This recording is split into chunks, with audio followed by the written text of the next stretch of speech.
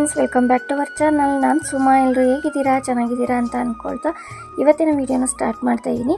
ಈ ವಿಡಿಯೋ ಏನಪ್ಪ ಅಂತಂದರೆ, ಲಾಸ್ಟ್ ವಿಡಿಯೋ ಹಾಕಿದ್ನಲ್ಲ ಅವತ್ತಿನ ನೈಟ್ ವಿಡಿಯೋನ ಮಾಡ್ಕೊಂಡಿರೋದು. ಏನಪ್ಪ ಅಂತಂದರೆ, ತುಂಬ ದಿನ ಆಗಿತ್ತು ಈ ಬಾಕ್ಸ್ ಎಲ್ಲ ತೊಗೊಂಬಂದು ಅಂತ ಹೇಳ್ಬಿಟ್ಟು ಎಲ್ಲನೂ ಕ್ಲೀನ್ ಮಾಡಿ ಎತ್ತಿಟ್ಕೊಂಡಿದ್ದೆ. ಬಟ್ ಅದನ್ನೆಲ್ಲ ಶಿಫ್ಟ್ ಮಾಡ್ಕೊಳಕ್ಕಾಗ್ತಾ ಇರಲಿಲ್ಲ. ದೊಡ್ಡ ದೊಡ್ಡ ಬಾಕ್ಸ್ ಅಂದರೆ ನಾನು ಸ್ವಲ್ಪ ಕಾಳುಗಳನ್ನೆಲ್ಲ 1/2 kg ಅಷ್ಟೇ ತರಿಸೋದು. ತುಂಬ ದಿನ ಇಟ್ಕೊಳಕ್ಕಾಗಲ್ಲ. ಈಗಿಂದು ಯಾವುದೇ ಒಂದು ಪದಾರ್ಥ ನೋಡಿದ್ರೂ ಬೇಗನೆ ಹುಳ ಆಗಿಬಿಡುತ್ತೆ ಅಂತ ಹೇಳಿ ಕಾಳುಗಳೆಲ್ಲ ಒಂದು ಅರ್ಧ kg ತರಿಸ್ಕೊತೀನಿ. ಮುಂಚೆ ಎಲ್ಲ 1/4 kg ತೊಗೊತಾ ಇದ್ದಿದ್ದು. ಈಗ ಮಕ್ಕಳು ಸ್ಕೂಲಿಗೆ ಕಳಿಸೋದಲ್ವ, ಬೇರೆ ಬೇರೆ ವೆರೈಟಿ ಮಾಡಬೇಕಾಗುತ್ತೆ ಅಂತ ಅರ್ಧ kg ತೊಗೊಳ್ಳೋದು. ಅದಕ್ಕೆ ದೊಡ್ಡ ಬಾಕ್ಸ್ 1 kg ಬಾಕ್ಸಲ್ಲಿ ಸ್ವಲ್ಪ ಹಿಡಿಸ್ತಾ ಇತ್ತು. ಬಟ್ 1 kg ಬಾಕ್ಸಲ್ಲಿ ಇನ್ನು ಬೇರೆ ಏನೇನು ಹಾಕಬೇಕಲ್ವ, ಅದೆಲ್ಲದಕ್ಕೂ ಸ್ವಲ್ಪ ಕಡಿಮೆ ಬಾಕ್ಸ್ಗಳಾಗಿತ್ತು. ಹಂಗಾಗಿಯೇ ನಾನು ಇದನ್ನು ತೊಗೊಂಡಿದ್ದು. ಇವಾಗ ಅದಕ್ಕೆ ಅಂತಲೇ ಕಾಳುಗಳೆಲ್ಲನೂ ಇದಕ್ಕೆ ಶಿಫ್ಟ್ ಮಾಡ್ಕೊಂಡ್ಬಿಟ್ಟು ಬಾಕ್ಸ್ಗಳೆಲ್ಲ ಖಾಲಿ ಮಾಡಿಕೊಂಡು ಅದನ್ನು ಕೂಡ ವಾಶ್ ಮಾಡಿ ಬೇಗ ಎತ್ತಿಟ್ಕೊಂಡ್ಬಿಡೋಣ ಅಂತ ರೆಡಿ ಮಾಡ್ಕೋತಾ ಇದ್ದೆ. ಅಡುಗೆ ಮಾಡೋದಕ್ಕೆ ನೈಟು ಏನಾಗಿತ್ತು ಅಂದರೆ, ತರಕಾರಿ ಏನೂ ಇರಲಿಲ್ಲ.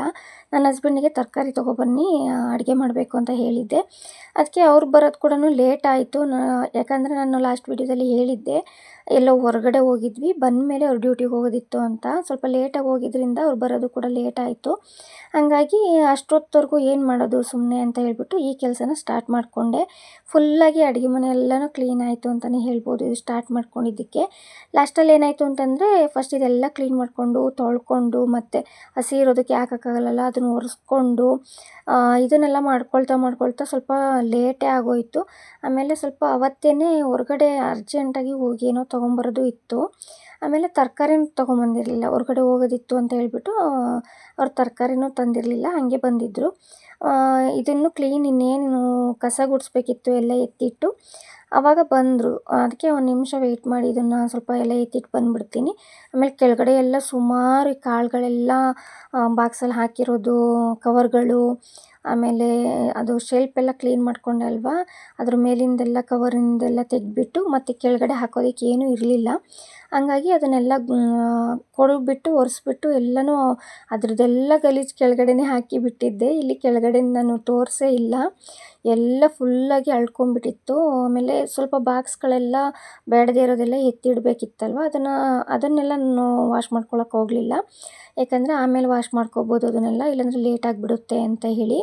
ಹಂಗಾಗಿ ಇದಿಷ್ಟನ್ನು ಫಸ್ಟ್ ಎಲ್ಲ ತೆಗೆದು ಕ್ಲೀನ್ ಮಾಡಿಕೊಂಡು ದೊಡ್ಡ ಬಾಕ್ಸಲ್ಲಿ ಏನು ಹಾಕಿದ್ದೀನಿ ಅಂತಂದರೆ, ಸಾಂಬಾರು ಪುಡಿ, ಖಾರದ ಪುಡಿ, ಸಕ್ಕರೆ ಮತ್ತು ಬೆಲ್ಲ, ಆಮೇಲೆ ರವೆ, ಅವಲಕ್ಕಿ, ಈ ಥರದ್ದೆಲ್ಲ 1 kg ತೊಗೊಳ್ಳೋದಲ್ವ, ಅದಕ್ಕೆಲ್ಲ ಆ ಬಾಕ್ಸ್ ಸರಿ ಇದೆ ಅಂತೇಳ್ಬಿಟ್ಟು ಆ ಬಾಕ್ಸಲ್ಲಿ ಹಾಕ್ಕೊಂಡಿದ್ದು. 9 ಅಷ್ಟೇ ಆ ಬಾಕ್ಸ್ ಇರೋದು. ಹಾಗಾಗಿ ಅದಕ್ಕೆ ಆ ಥರದ ಐಟಮ್ನ ಹಾಕ್ಕೊಂಡೆ. ಇಲ್ಲಿ ಬಂದು ಕಾಳು, ಎಲ್ಲ ಥರದ ಕಾಳುಗಳು, ಕಡಲೆ ಬೀಜ, ಕಡಲೆ, ಈ ಥರದ್ದು ಎಲ್ಲದನ್ನು ಈ ಬಾಕ್ಸ್ಗಳಲ್ಲಿ ಹಾಕ್ಕೊಂಡಿದ್ದೀನಿ. ತುಂಬ ಅಂದರೆ ತುಂಬ ಚೆನ್ನಾಗಿ ಕಾಣಿಸ್ತಾಯಿತ್ತು. ಬಟ್ ಫಸ್ಟ್ ಏನು ಮಾಡಿದೆ, ಹಿಂದಿನ ಬಾಕ್ಸ್ಗಳು ಹಾಗೆ ಇಟ್ಟಿದ್ದೆ. ಏನಾಯಿತು ಅಂತ ಅಂದರೆ, ಅದು ಸ್ವಲ್ಪ ಕೆಳಗಡೆ ಹೋದಂಗೆ ಅನ್ನಿಸ್ತಾಯಿತ್ತು, ಆ ಬಾಕ್ಸ್ಗಳೇ ಕಾಣಿಸ್ತಾ ಇರಲಿಲ್ಲ. ಆಮೇಲೆ ಲಾಸ್ಟಲ್ಲಿ ನಾನು ಫುಲ್ಲು ಎಲ್ಲ ತೊಗೊಂಡ್ಬಂದು ಅಡುಗೆ ಎಲ್ಲ ಮಾಡ್ಕೊಂಡು ಊಟ ಮಾಡಿದ ಮೇಲೆ ಅನಿಸುತ್ತೆ ನಾನು ಚೇಂಜ್ ಮಾಡಿದ್ದು. ಹಾಗಾಗಿ ಈ ವಿಡಿಯೋದಲ್ಲಿ ಫುಲ್ಲು ಔಟ್ಪುಟ್ ಯಾವ ರೀತಿಯಾಗಿ ಬಂತು ಅಂತ ತೋರಿಸಿಲ್ಲ. ನಾನು ನೆಕ್ಸ್ಟ್ ವಿಡಿಯೋದಲ್ಲಿ ಫುಲ್ಲು ಕಿಚನ್ ಟೂರ್ನೇ ಮಾಡಬೇಕಂತ ಅಂದ್ಕೊಂಡಿದ್ದೀನಿ. ಆವಾಗ ತೋರಿಸ್ತೀನಿ ಯಾವ ರೀತಿಯಾಗಿ ಬಂದಿದೆ ಅಂತ ಹೇಳಿ. ಇನ್ನು ಚಿಕ್ಕ ಪುಟ್ಟದೇನಾದರೂ ಇತ್ತು ಅಂದರೆ ಎಲ್ಲ ಕ್ಲೀನ್ ಮಾಡಿಕೊಂಡು ಆಮೇಲೆ ನಾನು ಕಿಚನ್ ಟೂರ್ ಮಾಡ್ತೀನಿ, ಆವಾಗ ತೋರಿಸ್ತೀನಿ. ಇದು ಬಂದು ಡ್ರೈ ಫ್ರೂಟ್ಸು ಪೌಡರ್ನ ಮಾಡಿದ್ದೆ. ಇದು ಸ್ವಲ್ಪ ದಪ್ಪ ಏನು ಬಂದಿದೆಯಲ್ವ ಸಾಣಿಸಿದ ಮೇಲೆ, ಅದು ಹಾಲಿಗೆ ಹಾಕಿದಾಗ ಬಾಯಲ್ಲಿ ಹಂಗಂಗೆ ಸಿಗೋದು ಚೆನ್ನಾಗಿರುತ್ತೆ ಕುಡಿಯೋಕೆ. ನಂಗೆ ಆ ಥರ ಸಿಗ್ತಾಯಿದ್ರೆ ಅಂತ ನಾನು ಅದನ್ನು ಜರಡಿ ಮಾಡ್ಕೊಂಡಿರಲಿಲ್ಲ. ನನ್ನ ಮಕ್ಕಳು ಆ ಥರ ಸಿಗ್ತಾ ಇರೋದಕ್ಕೇ ಹಾಲಲ್ಲಿ ಹಾಕ್ಕೊಟ್ರೆ ಕುಡಿತಾನೇ ಇಲ್ಲ. ಮತ್ತು ಸ್ವಲ್ಪ ಸಪ್ಪೆ ಆಗಿತ್ತು, ಮತ್ತು ಎಕ್ಸ್ಟ್ರಾ ಸಕ್ಕರೆ ಹಾಕಬೇಕಿತ್ತು. ಹಂಗಾಗಿ ಕಲ್ಲು ಸಕ್ಕರೆ ಹಾಕಿದ್ದು ಏನು ಯೂಸ್ ಆಗುತ್ತೆ ಅಲ್ವಾ ಅಂತ ಅಂದ್ಬಿಟ್ಟು ಮತ್ತು ಕಲ್ಲು ಸಕ್ಕರೆ ಸ್ವಲ್ಪ ಬಿಟ್ಟಿದ್ದೆ. ಅದನ್ನೇ ನಾನಿವಾಗ ಮಿಕ್ಸಿ ಮಾಡಿಕೊಂಡು ಮತ್ತೆ ಆ ಪೌಡರ್ನ ಮಿಕ್ಸ್ ಮಾಡಿ ಇಟ್ಕೊತಾ ಇದ್ದೀನಿ. ಆವಾಗ ಹಾಲಲ್ಲಿ ಕರೆಕ್ಟು ಸ್ವೀಟ್ ಸಿಗುತ್ತೆ. 1-1.5 ಸ್ಪೂನ್ ಹಾಕ್ಕೊಟ್ರೆ ಮಕ್ಕಳಿಗೆ, ಆವಾಗ ಮತ್ತೆ ಎಕ್ಸ್ಟ್ರಾ ಸಕ್ಕರೆನ ಹಾಕೋದು ತಪ್ಪುತ್ತೆ ಅಂತೇಳಿ ಅದನ್ನು ಕಲ್ಲು ಸಕ್ಕರೆನ ಪುಡಿ ಮಾಡಿ ಮತ್ತೆ ಅದನ್ನು ದೊಡ್ಡ ಬಾಕ್ಸಲ್ಲಿ ಶಿಫ್ಟ್ ಮಾಡಿಕೊಂಡೆ. ಅಂದರೆ ಅದೇ ಬಾಕ್ಸಲ್ಲಿ ಇದ್ದಿದ್ದು ಅದಕ್ಕೆ ಮತ್ತೆ ಶಿಫ್ಟ್ ಮಾಡಿಕೊಂಡು ಅದು ದಪ್ಪದು ಏನು ಮಾಡ್ತೀರಾ ಅಂತಂದರೆ, ನಾನು ಇವಾಗ ಅದನ್ನೇನು ವೇಸ್ಟ್ ಮಾಡಲ್ಲ. ಅದರಲ್ಲಿ ಲಡ್ಡು ರೆಸಿಪಿ ಅಥವಾ ಏನಾದರೂ ಸ್ವೀಟ್ ಮಾಡ್ಕೊಳ್ಳೋಣ ಅಂತ ಅಂದ್ಕೊಂಡಿದ್ದೀನಿ. ಏನು ಮಾಡ್ತೀನಿ ಅದನ್ನು ನಾನು ನೆಕ್ಸ್ಟ್ ಯಾವುದಾದ್ರೂ ವೀಡಿಯೋದಲ್ಲಿ ಶೇರ್ ಮಾಡ್ಕೋತೀನಿ. ಇನ್ನೂ ಮಾಡಿಲ್ಲ. ಅದನ್ನು ಹಂಗೇ ಫ್ರಿಜ್ಜಲ್ಲಿ ಎತ್ತಿಟ್ಕೊಂಡಿದ್ದೀನಿ. ನಂಗೆ ಟೈಮ್ ಕೂಡ ಇಲ್ಲ, ಸ್ಟಿಚಿಂಗ್ ಎಲ್ಲನೂ ಇತ್ತು, ಹಂಗಾಗಿ ಸ್ವಲ್ಪ ಡಿಲೇ ಆಗ್ತಾಯಿದೆ. ಅದನ್ನೆಲ್ಲ ಏನು ನಾನು ರೆಡಿ ಮಾಡ್ಕೋತೀನಿ ಅದೆಲ್ಲ ನೆಕ್ಸ್ಟ್ ವೀಡಿಯೋಗಳಲ್ಲಿ ನಾನು ನಿಮ್ಮ ಜೊತೆ ಶೇರ್ ಮಾಡ್ಕೋತೀನಿ. ಇವಾಗ ಈ ಮೂಲೆಯಲ್ಲೆಲ್ಲ ಕ್ಲೀನ್ ಮಾಡ್ಕೊಳ್ಳೋಕ್ಕೆ ಸಾಕಾಗ್ತಿರ್ಲಿಲ್ಲ ಜಾಗ ಅಂತ ಹೇಳ್ಬೋದು.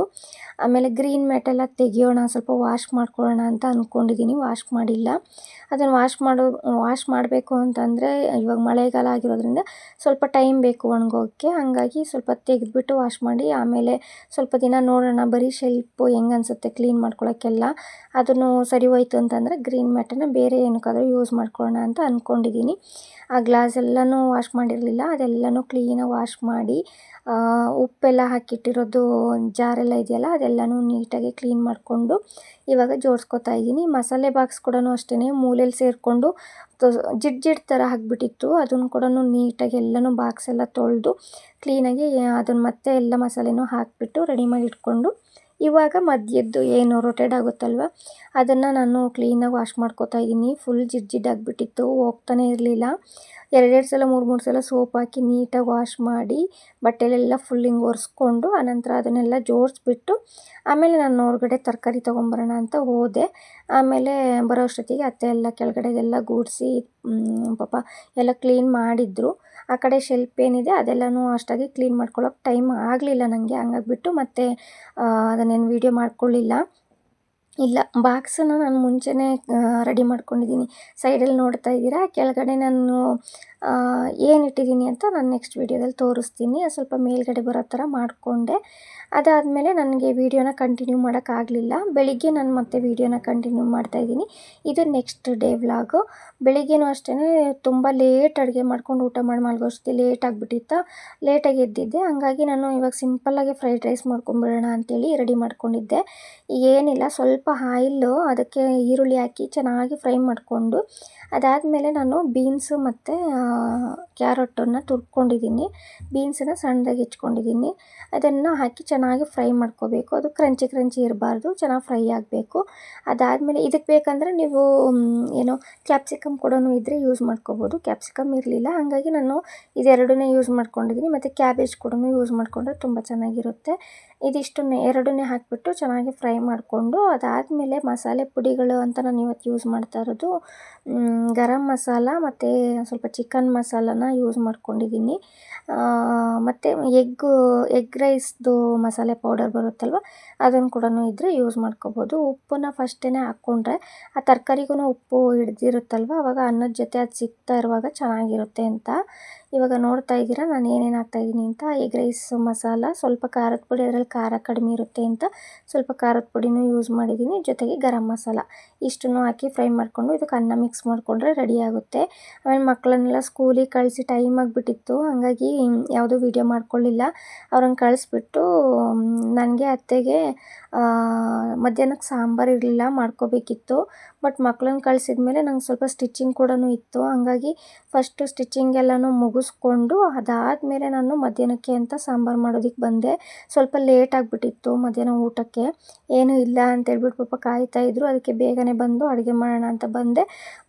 ಎಲ್ಲ ರೆಡಿ ಮಾಡಿಕೊಂಡೆ, ಮಸಾಲೆ ರುಬ್ಕೋಬೇಕಿತ್ತು, ಕರೆಂಟ್ ಹೋಗ್ಬಿಡ್ತು. ಆಮೇಲೆ ವೆಯ್ಟ್ ಮಾಡಿ ಮಾಡಿದ್ದಾಯಿತು ಅಡುಗೆನ. ಸ್ವಲ್ಪ ಲೇಟೇ ಆಗಿಬಿಡ್ತು ನಾವು ಊಟ ಮಾಡೋದು. ಬೆಂಡೆಕಾಯಿಗೆ ಇದೊಂದು ಟಿಪ್ಸ್ ಅಂತ ಅಂದ್ಕೊಳ್ಳಿ. ಸ್ವಲ್ಪ ಉಪ್ಪು ಮತ್ತು ಅರಿಶಿನ, ಸ್ವಲ್ಪ ನಿಂಬೆ ಹಣ್ಣಿನ ರಸ ಅಥವಾ ಹುಣಸೆ ಹಣ್ಣಿನ ರಸ, ಇದು ಎರಡರಲ್ಲಿ ಯಾವುದಾದ್ರೂ ಹಾಕ್ಕೋಬೋದು. ಇಷ್ಟನ್ನು ಹಾಕಿ ನಾವು ಫ್ರೈ ಮಾಡಿಕೊಂಡ್ರೆ ಲೋಳೆ ಥರ ಬಿಟ್ಕೊಳ್ಳುತ್ತಲ್ವ, ಆ ಥರ ಸ್ವಲ್ಪನೂ ಬಿಟ್ಕೊಳ್ಳೋದಿಲ್ಲ, ಚೆನ್ನಾಗಿ ಫ್ರೈ ಆಗುತ್ತೆ. ಸ್ವಲ್ಪ ನಿಧಾನವಾಗೇ ಚೆನ್ನಾಗಿ ಫ್ರೈ ಮಾಡ್ಕೋಬೇಕು ಬೆಂಡೆಕಾಯಿನ, ಆವಾಗ ಸಖತ್ ಟೇಸ್ಟಿಯಾಗಿ ಬಂದಿರುತ್ತೆ. ಬೆಂಡೆಕಾಯಿ ಪಲ್ಯ ಆಗಲಿ ಸಾಂಬಾರಾಗಲಿ ನನ್ನ ಮಗಳಿಗೆ ತುಂಬಾ ಫೇವ್ರೇಟ್ ಅಂತಲೇ ಹೇಳ್ಬೋದು. ಹಾಗಾಗಿ ಮಾಡ್ಕೋತಾ ಇದ್ದೆ ಅವಳಿಗೆ ಸರ್ಪ್ರೈಸ್ ಥರ. ಇವಾಗ ಈರುಳ್ಳಿ, ಟೊಮೊಟೊ, ಬೆಳ್ಳುಳ್ಳಿ ಹಾಕ್ಕೊಂಡು ಚೆನ್ನಾಗಿ ರುಬ್ಕೋಬೇಕು. ಇದಕ್ಕೆ ತೆಂಗಿನಕಾಯಿ ಕೂಡ ಹಾಕ್ಕೊಂಡಿಲ್ಲ. ತೆಂಗಿನಕಾಯಿ ಸ್ವಲ್ಪ ಕಾಸ್ಟ್ಲಿ ಆಗಿಬಿಟ್ಟಿದೆ ಅಂತ ಹೇಳಿ ಸ್ವಲ್ಪ ಕೊತ್ತಂಬರಿ ಸೊಪ್ಪು ಮತ್ತು ಸ್ವಲ್ಪ ಹುಣಸೆಹಣ್ಣು ಕೂಡ ಹಾಕ್ಕೊಂಡಿದ್ದೀನಿ. ಟೊಮೊಟೊನೇ ಬರೀ ಜಾಸ್ತಿ ಹಾಕಿದ್ರೆ ಸ್ವಲ್ಪ ಹುಳಿ ಸಾಕಾಗಲ್ಲ, ಸ್ವಲ್ಪ ಹುಳಿ ಸ್ವಲ್ಪ ಮುಂದೆ ಇರಬೇಕು ಬೆಂಡೆಕಾಯಿ ಸಾರಿಗೆ. ಹಂಗಾಗಿ ಈಗ ಸ್ವಲ್ಪ ಒಗ್ಗರಣೆಗೆ ಅಂತ ಒಂದು ಚಿಕ್ಕದೊಂದು 3 ಈರುಳ್ಳಿನ ಕಟ್ ಮಾಡ್ಕೊಂಡಿದ್ದೀನಿ. ಇವಾಗ ಇಲ್ಲಿ ಖಾರದ ಪುಡಿ ಮತ್ತು ಸಾಂಬಾರು ಪುಡಿ ಎರಡನ್ನೂ ಸಪ್ರೇಟಾಗಿ ನಾನು ನೀರಲ್ಲಿ ಮಿಕ್ಸ್ ಮಾಡಿಕೊಂಡು ಕಲಿಸ್ಕೊತಾ ಇದ್ದೀನಿ. ಚೆನ್ನಾಗಿ ಅದರಲ್ಲಿ ಹಾಕಿ ರುಬ್ಬೋದಕ್ಕೆ ನಾನು ಸಣ್ಣ ಜಾರಲ್ಲಿ ರುಬ್ಬಿದೆ ಅಲ್ವಾ, ಹಂಗಾಗಿ ರುಬ್ಬಕ್ಕೆ ಹಾಕ್ಕೊಂಡಿರಲಿಲ್ಲ. ಅದಕ್ಕೆ ಸಪ್ರೇಟು ಬಟ್ಲಲ್ಲಿ ಹಾಕಿ ಕಲಿಸ್ಕೊಂಡಿದ್ದೀನಿ. ದಿಢೀರಂತ ವಾಯ್ಸ್ ನೋಡಿ ಹೆಂಗಾಯಿತು ಅಂತ. ಇವಾಗ ನಾನು ಹೊಸ ಪಾತ್ರೆನ ಯೂಸ್ ಮಾಡ್ಕೋತಾ ಇದ್ದೀನಿ. ಇದು ಲಾಸ್ಟ್ ಇಯರ್ ಇನ್ನೇನು ನಮ್ಮ ಅತ್ತೆ ವೆಡ್ಡಿಂಗ್ ಆ್ಯನಿವರ್ಸರಿ ಬರ್ತಾಯಿದೆ, ಅದಕ್ಕೆ ಅಂತಲೇ ಈ ಪಾತ್ರೆನ ಯೂಸೇ ಮಾಡಿಲ್ಲ ಅಂತ ತೊಗೊಂಡೆ.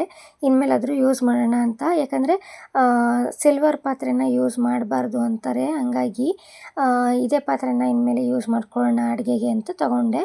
ಏನಿಲ್ಲ, ಇವಾಗ ಒಗ್ಗರಣೆ ಮಾಡಿಕೊಂಡೆ. ಸ್ವಲ್ಪ ಎಣ್ಣೆ ಹಾಕ್ಕೊಂಡು ಸಾಸಿವೆ, ಕರಿಬೇವು, ಈರುಳ್ಳಿನ ಹಾಕ್ಕೊಂಡು ಫ್ರೈ ಮಾಡಿಕೊಂಡು ಇವಾಗ ರುಬ್ಬಿರೋ ಮಸಾಲೆ ಮತ್ತು ಮಿಕ್ಸ್ ಮಾಡ್ಕೊಂಡಿದ್ದೀನಲ್ವ ಅದನ್ನು ಹಾಕಿ ನಾನಿವಾಗ ಚೆನ್ನಾಗಿ ಒಂದು ಒಗ್ಗರಣೆಯಲ್ಲಿ ಚೆನ್ನಾಗಿ ಫ್ರೈ ಆಗಬೇಕು. ಅದನ್ನು ಮಿಕ್ಸ್ ಮಾಡ್ಕೊಂಡ್ಮೇಲೆ ಅದಾದಮೇಲೆ ಸ್ವಲ್ಪ ನೀರು ಸಾಂಬಾರಿಗೆ ಎಷ್ಟು ಬೇಕೋ ಅಷ್ಟು ನೀರನ್ನು ಹಾಕ್ಕೊಂಡು ಹುರಿದಿಟ್ಟಿರೋವಂಥ ಹೆಸ್ರು ಕಾಳನ್ನ ವಾಶ್ ಮಾಡಿ ಹಾಕ್ಕೊಳ್ಬೇಕು. ಮತ್ತು ಬೆಂಡೆಕಾಯಿ ಇದಿಷ್ಟನ್ನು ಹಾಕಿ ರುಚಿಗೆ ತಕ್ಕಷ್ಟು ಉಪ್ಪು ಎಲ್ಲ ಹಾಕ್ಕೊಂಡು ಒಂದು ಸ್ವಲ್ಪ ಹೆಸ್ರು ಕಾಳು ಸ್ವಲ್ಪ ಏನು ಸಾಫ್ಟ್ ಆಗಬೇಕು, ತುಂಬ ಬೇಯೋದೇನು ಬೇಡ, ಹಂಗೆ ಸಿಗ್ತಾ ಇರಬೇಕು. ಅಲ್ಲಿವರೆಗೂ ಒಂದು 5 ಮಿನಿಟ್ಸ್ ಕುದಿಸ್ಕೊಂಡ್ರೆ ಸಾಕು ಅನಿಸುತ್ತೆ. ಅದಷ್ಟು ಏನು ಪಾತ್ರೆಗಳಾಗಿರುತ್ತಲ್ಲ ಅದು ವಾಶ್ ಮಾಡ್ಕೊಳ್ಳೋವರೆಗೂ ಅಷ್ಟೇ ಕುದಿಸ್ಕೊಂಡಿದ್ದೀನಿ. ಸಖತ್ ಟೇಸ್ಟಿಯಾಗಿ ಬಂದಿತ್ತು ಸಾಂಬಾರು. ಈ ಥರ ಸಿಂಪಲಾಗಿ ಒಂದು ಸಲ ಟ್ರೈ ಮಾಡಿ ನೋಡಿ. ಇವಾಗ ಮುದ್ದೆ ಮಾಡಿಬಿಟ್ಟು ಅತ್ತೆಗೆ ಊಟಕ್ಕೆ ಹಾಕ್ಕೊಡ್ತಾಯಿದ್ದೀನಿ. ನಾನು ಸ್ವಲ್ಪ ರೈಸ್ ಇತ್ತು ಅದನ್ನೇ ತಿಂದ್ಕೊಂಡೆ. ಅದಾದಮೇಲೆ ಇನ್ನೇನು ಊಟನೂ ಲೇಟ್ ಆಯಿತು ಅಂತ ಅನ್ನಲ್ವ, ಹಂಗಾಗ್ಬಿಟ್ಟು ಬೇಗ ನಾನು ಊಟ ಎಲ್ಲ ಮುಗಿಸ್ಕೊಂಡು ಮಕ್ಕಳು ಬರೋ ಅಷ್ಟೊತ್ತಿಗೆ ಸ್ವಲ್ಪ ಮಾಲ್ಟ್ ಮಾಡಿಬಿಡೋಣ. ಯಾಕಂದರೆ ಫ್ರೈಡ್ ರೈಸು ಸ್ವಲ್ಪನೇ ತೊಗೊಂಡು ಹೋಗ್ತಾರೆ. ರೈಸ್ ಐಟಮ್ ಆದರೆ ತಿನ್ನೋಕ್ಕಾಗಲ್ಲ, ಮಧ್ಯಾಹ್ನ ತಣ್ಣಗಾಗಿರುತ್ತಲ್ವ, ಹಂಗಾಗಿ ಸ್ವಲ್ಪ ಕಡಿಮೆ ತೊಗೊಂಡೋಗಿರ್ತಾರೆ. ಅಂಥ ಟೈಮಲ್ಲಿ ಬೇಗನೆ ನಾನು ಸ್ವಲ್ಪ ರೈಸ್ ಇತ್ತು, ರೈಸ್ ಮಾಡ್ಕೊಂಡಿರಲಿಲ್ಲ ಅಂತಂದ ನಾನು ತಿನ್ಕೊಂಡ್ಬಿಟ್ಟಿದ್ದೆ. ಹಂಗಾಗಿ ಇಲ್ಲಾಂದರೆ ರೈಸ್ ಇದ್ದರೆ ಬಂದು ಊಟನೂ ಮಾಡ್ಕೊಂಬಿಡ್ತಾರೆ ಕೆಲವೊಂದು ಟೈಮು. ಇವಾಗ ಅದಕ್ಕೆ ಇರಲಿಲ್ಲ ಅಂತೇಳಿ ಮಾಲ್ಟ್ ಮಾಡ್ಕೋತಾ ಇದ್ದೀನಿ. ಇದಾಗಿತ್ತು ಇವತ್ತಿನ ವೀಡಿಯೋ. ಇಷ್ಟ ಆಗಿದ್ರೆ ಲೈಕ್, ಶೇರ್, ಕಮೆಂಟ್. ಹಾಗೆಯೇ ನನ್ನ ಚಾನಲ್ನ ಸಬ್ಸ್ಕ್ರೈಬ್ ಮಾಡಿಲ್ಲ ಅಂದರೆ ಸಬ್ಸ್ಕ್ರೈಬ್ ಮಾಡ್ಕೊಳ್ಳಿ. ಸಿಗ್ತೀನಿ ನೆಕ್ಸ್ಟ್ ವೀಡಿಯೋದಲ್ಲಿ. ಟೇಕ್ ಕೇರ್, ಬೈ ಬಾಯ್.